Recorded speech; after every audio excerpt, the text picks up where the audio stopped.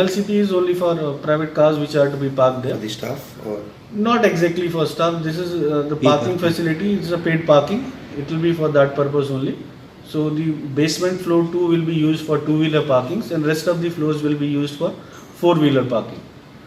So as far as taxi parking is concerned, these decisions have already been taken at the higher level, along with the government of Goa and the public representatives, wherein what we have decided कि earlier there was a time limit कि the person who is going towards terminal building, he had to take a slip and disembark the passenger or pick the passenger.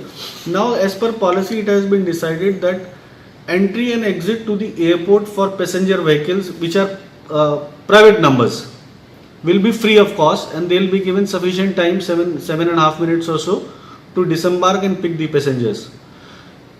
So the issue of clash between the car parking contractor and the general public will be obliterated. There will be no scope of any confrontation between both of them.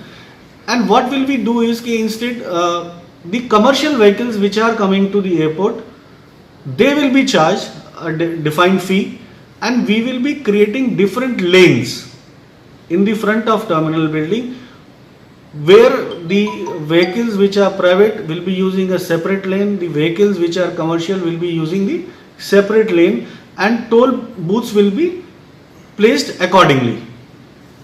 In addition, what we are doing is we have created the MLCP. There were certain issues involved with that due to proximity of it with the terminal building.